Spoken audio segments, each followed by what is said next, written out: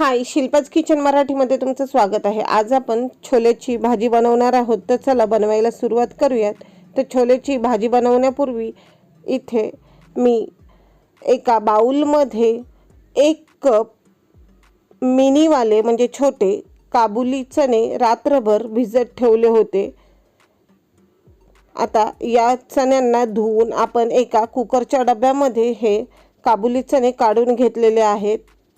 चणे बुडतील एवढं पाणी मी त्यामध्ये टाकले। त्यातच चवीनुसार मीठ आणि हिंग टाकलेला आहे। आता हा कुकरचा डबा आपण कुकरमध्ये ठेवूयात आणि 3 ते 4 शिट्ट्या काढूयात।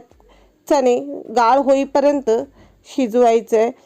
चणे शिजले की गॅस बंद करायचा आणि कुकर थंड झाला की त्यातला डबा काढून घ्यायचा। इथे पहा, हे आपले काबुली चणे चांगले गाळ शिजलेले आहेत।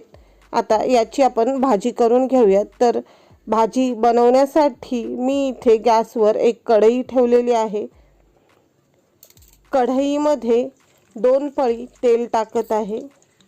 तेल गरम झालं की त्यामध्ये 2 तमालपत्र तोडून टाकते।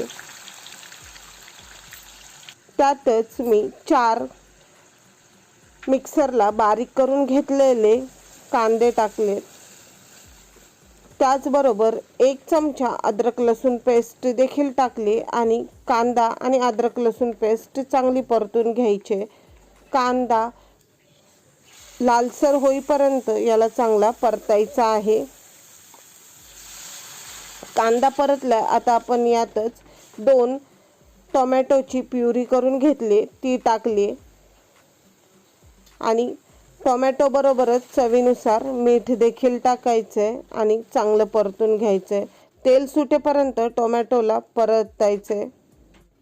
1/4 टीस्पून हळद, लाल मिरची पावडर, कांदा लसूण मसाला आणि छोले मसाला टाकून मिक्स करते। त्याचबरोबर आमचूर पावडर देखील टाकलेली आहे। आता हे मसाले थोडेसे परतल्यावर यामध्ये मी थोडंसं पाणी टाकलेलं आहे आणि पुन्हा याला परतून घेते। आता मसाले चांगले परतल्यावर मी हे जे आपण चणे शिजवून घेतलेले आहेत ते टाकलेत आणि ते देखील या पाण्यामध्ये मिक्स करते। चणे मिक्स केल्यानंतर आपल्याला ही भाजी किती पातळ किंवा सुकी हवे त्यानुसार यामध्ये पाणी टाकायचं आहे। तर मी यामध्ये अर्धा ते 1 ग्लास पाणी टाकत आहे आणि पुन्हा हे चणे मिक्स करते। आता यावर झाकण ठेवून स्लो गॅसवर 5 मिनिटं शिजून देणार आहे। झाकण उघडून भाजी पुन्हा थोडी हलवून घ्यायची। आता इथे आपली ही छोलेची भाजी तयार झालेली आहे।